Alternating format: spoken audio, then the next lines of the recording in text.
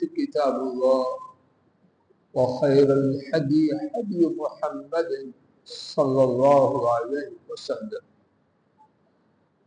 وشر الأمور محدثاتها وكل محدثة بدعة وكل بدعة ضلالة وكل ضلالة في النار. اللهم انفعنا بما علمتنا وعلمنا ما ينفعنا وزدنا علما. سبحانك لا علم لنا إلا ما علمتنا إنك أنت العليم الحكيم. رب اشرح لي صدري ويسر لي أمري واحلل عقدة من لساني يفقهوا قولي.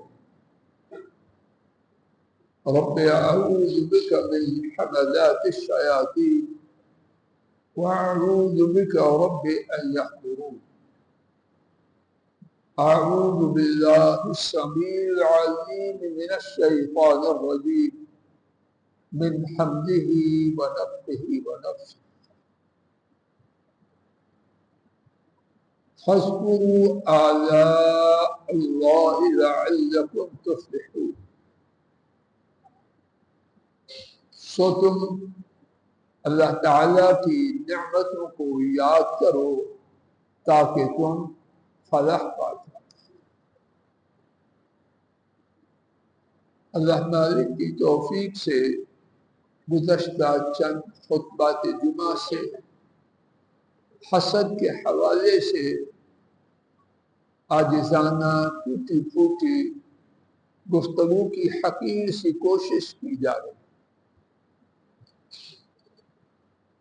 آخری خطبہ جمعہ میں بات یہاں تک پہنچی کہ اللہ کریم نے صرف حسد کو حرام ہی قرار نہیں دیا، اس سے روکا ہی نہیں بلکہ اس سے بچاؤ کی اپنی رحمت سے تدبیریں بھی کائنات میں رکھی۔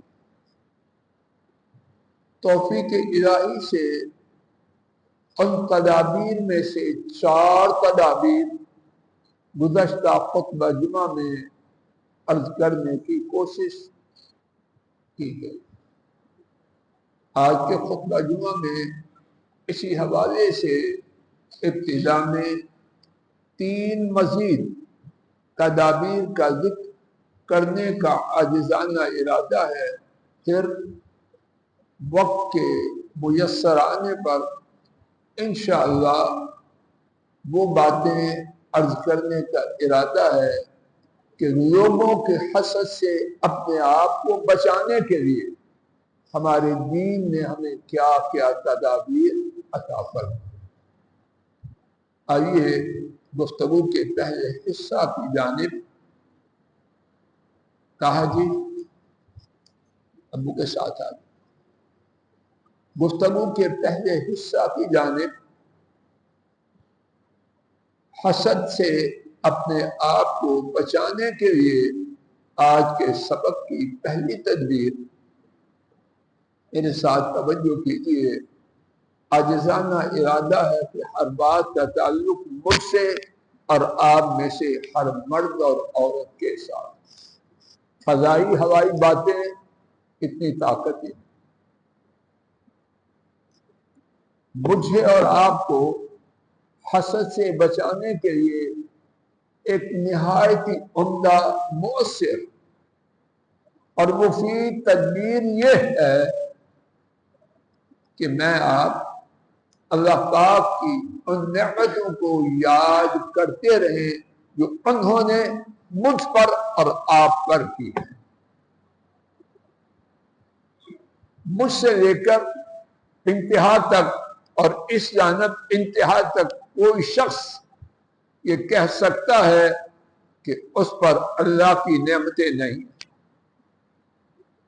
یا کوئی شخص یہ کہہ سکتا ہے کہ اس پر اللہ کی نعمتیں تھوڑی ہیں۔ سورہ النحل اللہ کریم نے 2 دفعہ ارشاد فرمایا. سورہ النحل 14واں پارہ آیت شریفہ 18 وَإِن تَعُدُّوا نِعْمَةَ اللَّهِ لَا تُحْصُوهَا. اور اگر تم سے مراد سارے علماء بھی، ان پڑھ بھی، کاروباری بھی، غیر کاروباری بھی، سرمایہ دار بھی، فقیر بھی. وَإِن تَعُدُّوا نِعْمَةَ اللَّهِ لَا تُحْصُوهَا. آج کہنے کو کمپیوٹر کا زمانہ کہا جاتا ہے. کیا آج کے دور میں کمپیوٹرز کی مدد سے اللہ کی نعمتوں کا احاطہ کیا جا سکتا ہے؟ وَإِن تَعُدُّوا نِعْمَةَ اللَّهِ لَا تُحْصُوهَا إِنَّ اللَّهَ لَغَفُورٌ رَحِيمٌ. اور اگر تم اللہ پاک کی نعمتوں کو شمار کرو، ان کو شمار نہیں کر سکتے. یہ اللہ پاک کا چیلنج.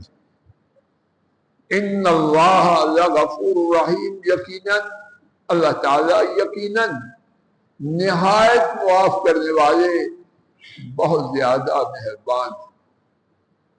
کیا مقصد اللہ بہتر جانے. ہماری طرف سے نعمتوں کی بھرمار ہے اور تمہاری طرف سے نافرمانی میں کوئی کسر نہیں ہے، لیکن اس کے باوجود کھا رہے ہو، پی رہے ہو، چل رہے ہو، سو رہے ہو، اٹھ رہے ہو. کیوں؟ تمہاری کاریگری ہے یا تمہارے بابا یا ماما کی؟ نہیں. اللہ پاک ہیں ایسے کہ نہایت ہی معاف کرنے والے، بہت مہربان. سورہ نحل 14ویں پارے ہی میں آیت شریفہ 34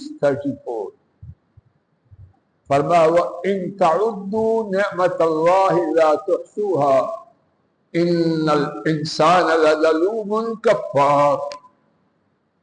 اور اگر تم اللہ پاک کی نعمتوں کو شمار کرو تو شمار نہیں کر سکتے. دوبارہ وہی بات.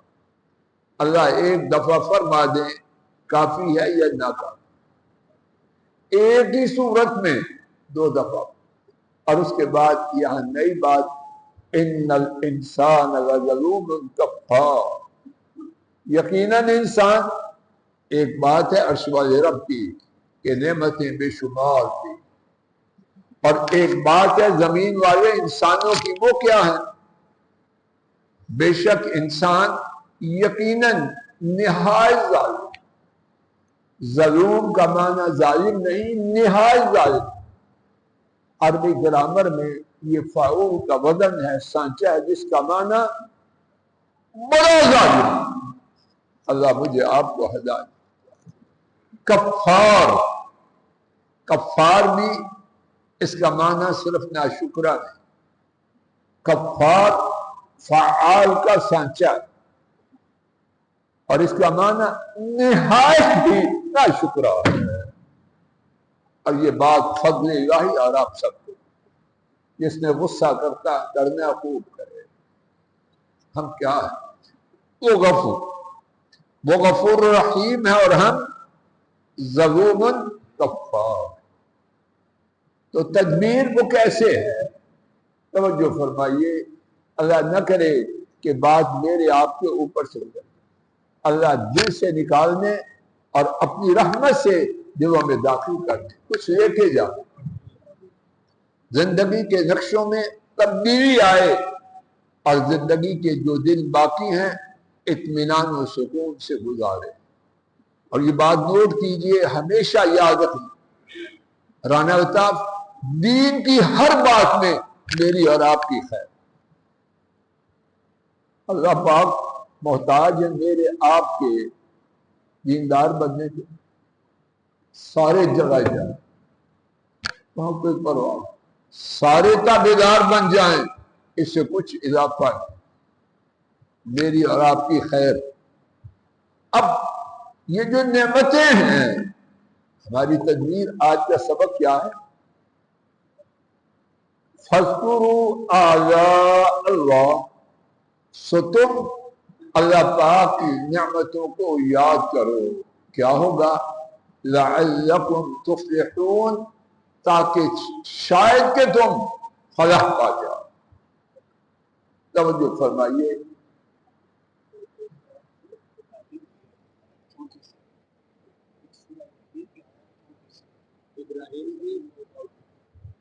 بعد میں کر، بعد میں،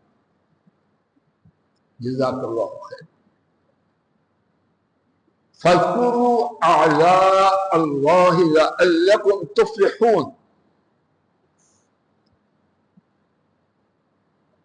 سورہ الاعراف آیت شریفہ 69، 8واں پارہ۔ اس آیت کریمہ میں بیان ہے سیدنا ہود علیہ السلام نے قوم عاد کو یہ تلقین کی، اللہ پاک کی نعمتوں کو یاد کرو تاکہ تم فلاح پاؤ۔ اب ہمارے ساتھ اس کا تعلق کیا ہے؟ فلاح بڑا جامع لفظ، فلاح کی دو قسمیں ہیں، ایک فلاح ہے دنیاوی اور ایک ہے اخروی۔ اخروی فلاح وہ لمبی بات ہے اور اس کا اس وقت ہمارے موضوع سے تعلق نہیں۔ دنیاوی فلاح یہ کیا ہے؟ علامہ اصفہانی رحمہ اللہ بیان کرتے ہیں، السعادہ التي تطيب بها حیات الدنیا، فلاح یہ ہے کہ آدمی دنیا میں ایسی سعادت پالے، آدمی دنیا میں الظفر بالسعادات التي تطيب بها الحیات، انسان دنیا میں ایسی سعادت پالے کہ زندگی خوشگوار ہو جائے۔ اب کیا ہوگا جب فضل الہی اور آپ میں سے ہر ایک اللہ کی خود پر کی ہوئی نعمتوں کو یاد کرے گا، سینہ ٹھنڈا ہو جائے، اعصاب میں کھچاؤ چلا جائے، دماغ سے شیطانی وسوسے اس کو یہ ملا اس کو یہ ملا دفع ہو جائیں۔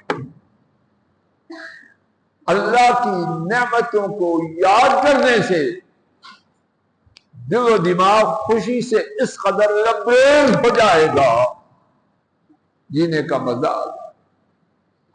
اور جب یہ بات مل گئی، آدمی اللہ پاک کی خود پر جو نعمتیں ہیں ان کی یاد ہی میں غرق ہے۔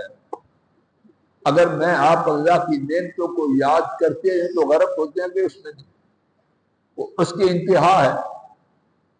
جب اللہ پاک کے احسانات جو ہم میں سے ہر ایک پر ہیں ان کی یاد میں لگا رہے گا، کسی کا مال، کسی کے پلادے، کسی کی گاڑیاں، کسی کی اولاد، اس کے بارے میں سوچنے کی فرصت ہی نہ رہے۔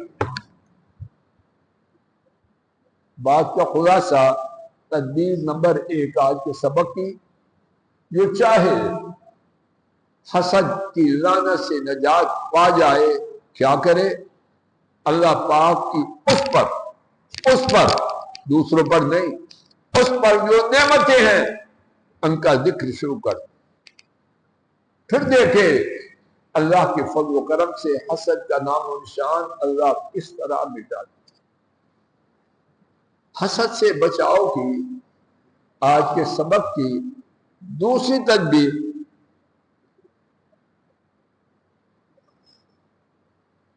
ہر انسان کیسا بھی ہو، اللہ پاک نے اس کے لیے یہ موقع رکھا ہے کہ اپنے سے نیچے والے لوگوں کو بھی دیکھ سکتا ہے، اوپر والوں کو بھی دیکھ سکتا ہے۔ ایک شخص مرسیڈیز میں جا رہا ہے، پجاروں میں جا رہا ہے، لیکن وہ بھی ہے جو سائیکل پہ جا رہا ہے، اور وہ بھی ہے جو سائیکل بھی نہیں ویگن پہ جا رہا ہے۔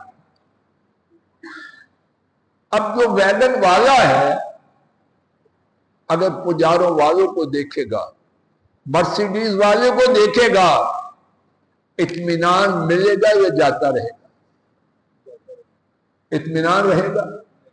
اور کیا ہوگا؟ اطمینان جائے گا، حسد آئے گا۔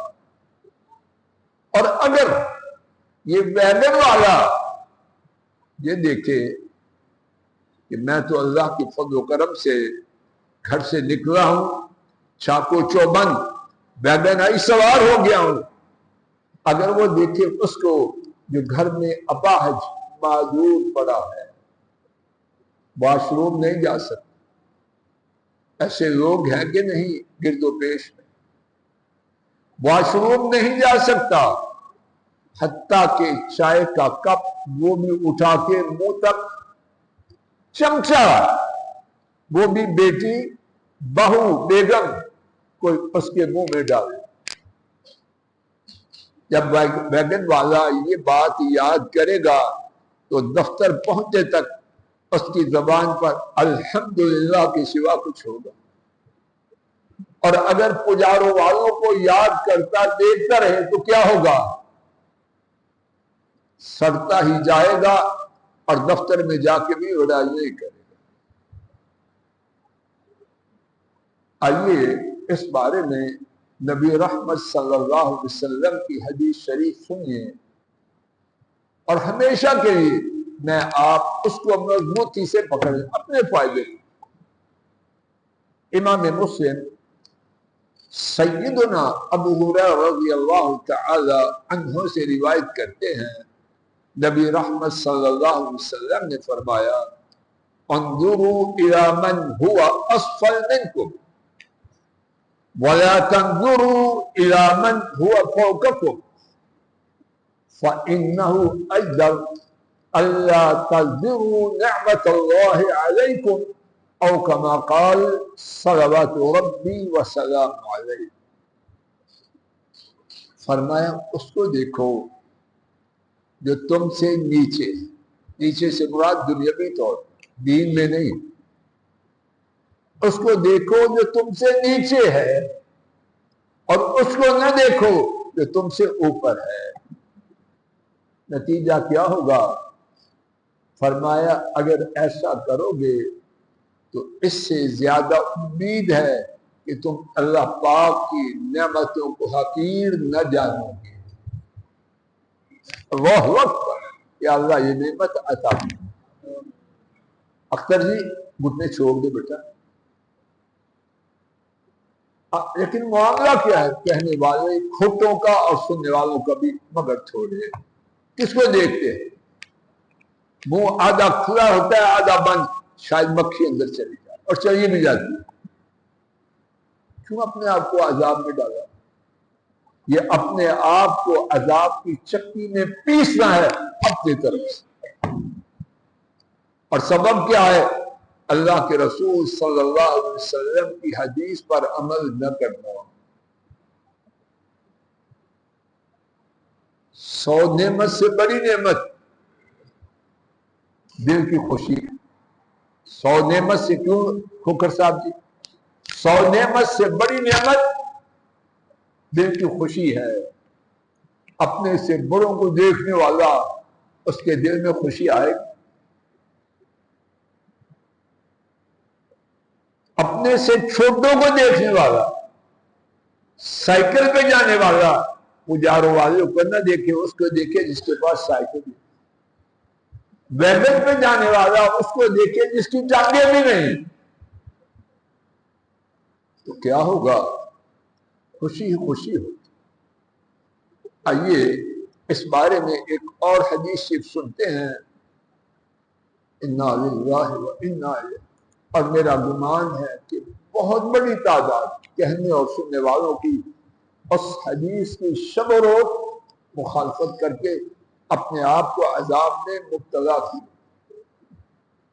امام حاکم نے سیدنا عبداللہ بن شخیر رضی اللہ تعالی عنہ سے روایت کی، نبی کریم صلی اللہ علیہ وسلم نے فرمایا اقل الدخول علی الاغنیاء، معلوم نہیں بعض لوگ کیا کہیں تو کہتے ہیں اس سے غرض نہیں کیا کہتے ہیں فرمایا اقل الدخول علی الاغنیاء فإنه قمن الا تزدروا نعمت اللہ علیکم او کما قال صلوات ربی وسلام علیہ. فرمایا اغنیاء پر، مالداروں کے پاس کم جائے. لوگ ایسے ہیں ہر آدمی کم و بیش، سارے نہیں فیاض جی، کم و بیش ہر شخص، علماء بھی عوام بھی، تانی کی تانی ہی بگڑی ہوئی ہے مگر تھوڑے. کس کے پاس شوق سے جاتے ہیں، انتظار کرتے رہتے ہیں اس کا مرے تھے مجھے، کوئی فنکشن پوچھتے رہتے ہیں یاد بنیا نہیں اس کا کچھ. کھوٹا سودا ہے. فرمایا اغنیاء کے پاس کم جاؤ. معاذ اللہ، اس کا معنی اغنیاء کے لیے دلوں میں نفرت نہیں ہے. ہمارا دین سوشلزم یا کمیونزم نہیں ہے، اسلام ہے. یہاں جو کم جانا ہے کیوں؟ فرمایا اغنیاء کے ہاں تھوڑا جاؤ. یہ اس سے زیادہ امید ہے کہ اللہ پاک کی تم پر جو نعمتیں ہوں گی تم ان کو حقیر نہ جانو. ایک بات کہوں، اور جو خواتین کو زیادہ جانتے ہیں وہ بعد میں مجھے بتلا جائیں، غلطی ہو تو میں اللہ سے معافی مانگوں. جب بھی کوئی فیملی کسی ایسی فیملی کے ہاں جاتی ہے جن کے وسائل، زیبائش، ڈیکوریشن ان سے اوپر ہو، گھر میں آ کے کیا تماشا پیدا ہوتا ہے. ٹھیک بات ہے، یہ بات اللہ والیاں ہیں، لیکن عام دستور کیا ہے؟ گھر میں اس کے بعد اطمینان کی لہر آ جاتی ہے. کیا ہوتا ہے؟ ان کے گھر میں یہ، ان کے گھر میں یہ، ان کے گھر، میری ساری زندگی برباد ہوگی تیرے ساتھ.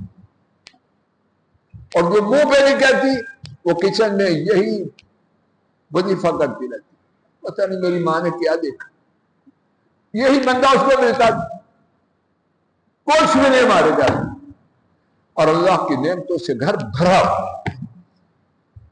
اگر اس جج صاحب جی، اگر اس حدیث پر عمل ہو، یہ پنجابی میں سیاپا باقی رہی ہے، ختم ہو جائے. 7ویں آج کے سبق کی تیسری اور مجموعی تدبیروں میں سے 7ویں، اور اسی پر آج کا سبق روک دیا. ہم انسان ہیں، غلطی کرتے اور کرتے رہیں گے، لیکن یہ تدبیریں اختیار کریں تو انشاءاللہ خیر. ہمارے سبق کی، آج کے سبق کی تیسری تدبیر کیا ہے؟ جب بھی کسی کے بارے میں ارسلان کی حسد آئے دل میں، اللہ کبھی نہ لائے، کبھی نہ لائے. یہ چہرہ سیاہ ہمارا کبھی، لیکن آئے تو کیا کریں؟ اس کے لیے دعا شروع کریں. اولاد دیکھی اچھی ہے، یا اللہ اس کی اولاد کو نیک بنا، یا اللہ اس کی اولاد کو کام. اتنی دعا کرے کہ شیطان تنگ آ کے بھاگ جائے. اس کی گاڑی دیکھی، یا اللہ اس کی گاڑی میں برکت کر، یا اللہ اس کو ہر حادثے سے بچا، یا اللہ نیکی کی راہ پہ چلا، یا اللہ اس کو اور دے. اس کے لیے دعائیں شروع کر دے. اور جب اس کے لیے دعائیں شروع کریں گے تو شیطان بھاگے گا یا رکے گا؟ اسی بات، اسی تدبیر کا دوسرا حصہ اے اور بی، وہ کیا ہے؟ جب بھی کسی کے بارے میں حسد آئے، اللہ سے آجزی سے التجا شروع کر، یا اللہ میرے تو پہلے ہی گناہ کچھ کم نہیں، یہ لعنت جو شیطان مجھ کو اس میں پھنسا رہا ہے یہ تو نیکیوں کو کھا جائے گی. تو میرے پاس تو پونجی نیکیوں کی پہلے ہی کم ہے. ایک طرف جس سے حسد کر رہا ہے اس کے لیے دعائیں، اور دوسری طرف اپنے لیے دعائیں. انشاءاللہ الرحمن یہ تدبیر بھی اللہ پاک کی رحمت سے بہت فائدہ دے. اللہ تعالیٰ اپنے فضل و کرم سے حسد کی لعنت سے بچائے اور اپنے فضل و کرم سے ہمارے دین میں حسد سے بچاؤ کی جو تدبیریں ہیں ان کے خوب استعمال کرنے کی توفیق بھی دے اور ان تدبیروں کو ہمارے لیے مفید اور کارگر بھی بنائے. وآخر دعوانا ان الحمد للہ رب العالمین ونستعینہ ونستغفرہ ونعوذ باللہ من شرور انفسنا ومن سیئات اعمالنا من يهده الله فلا مضل له ومن يضلل فلا هادي له واشهد ان لا اله الا الله وحده لا شريك له واشهد ان محمدا عبده ورسوله صلوات ربي وسلامه. آج کے خطبہ جمعہ میں اپنے آپ کو حسد کرنے سے بچانے کے لیے اللہ کی توفیق سے 3 تدبیریں عرض کی ہیں. پہلی تدبیر اللہ پاک کی ہم میں سے ہر ایک پر جو نعمتیں ہیں انگنت لا تعداد اور بے شمار ان کو یاد کرنا شروع کر دے. جتنا زیادہ اللہ کے فضل و کرم سے اللہ کی نعمتوں کو یاد کرے گا سینہ اس میں سکون آئے اور راحت آئے گی اور حسد کی لعنت اس سے چھٹکارا پانے کے امکانات زیادہ سے زیادہ روشن ہو جائیں. دوسری تدبیر اور اس تدبیر کے 2 پہلو ہیں. پہلا پہلو دنیاوی طور پر ان کو دیکھے جو وسائل میں اسباب میں مال و دولت میں ترقی میں اس سے کم ہے. ان کو نہ دیکھے جو اس سے دنیا میں آگے ہیں. انشاءاللہ اس سے اللہ کی عطا کردہ نعمتوں کی قدر کرے گا, ناقدری سے بچے گا. جب اللہ کی اپنے اوپر نعمتوں کی قدر آ جائے گی حسد کہاں سے آئے گا. اسی بات کا دوسرا پہلو عمراء اغنیاء اپنے سے بڑوں ان کے پاس جانے میں کمی کرے. جتنا زیادہ ان سے آنے جانے میں کمی کرے گا اللہ کے فضل و کرم سے امید ہے اپنے حال پر راضی ہوگا, مطمئن ہوگا. اور جتنا اپنے حالات پر راضی اور مطمئن ہوگا انشاءاللہ حسد سے محفوظ رہے گا. تیسری اور آخری تدبیر اس کے 2 پہلو. جس کے بارے میں دل میں حسد آئے اس کے لیے دعائیں شروع کریں. اور دوسرا پہلو اپنے لیے اللہ پاک سے التجائیں شروع کر دے, یا اللہ مجھے اس لعنت سے بچا. اللہ تعالیٰ اپنے فضل و کرم سے مجھے آپ کو حسد سے بچائے. جو کر چکے ہیں وہ اللہ معاف کر دے اور بیان کردہ تدبیریں اور دیگر جو تدابیر ہیں ان کو استعمال کرنے اور ان سے فائدہ پانا ہمارے نصیب میں کرے. انشاءاللہ الرحمن اللہ توفیق دے. آئندہ خطبہ جمعہ میں ارادہ ہے کہ جس سے حسد کیا جائے اس کے بچاؤ کے لیے کیا تدبیریں ہیں. اللہ ایمان وافیت سے توفیق. ہمارے جمعہ کے بعض اوقات کے ساتھی شیخ محمد ندیم محمدی پنڈی کے ایک کپڑے کے تاجر وہ فوت ہو چکے ہیں. ان کے لیے توحید و سنت والے تھے, ان کے لیے دعاؤں کی التجا کی گئی ہے. اللہ تعالیٰ اپنے فضل و کرم سے ہمارے اس بھائی اور کائنات کے تمام فوت ہونے والے مسلمانوں کے گناہوں کو معاف فرمائے. اللهم صل على محمد وعلى آل محمد كما صليت على إبراهيم وعلى آل إبراهيم إنك حميد مجيد.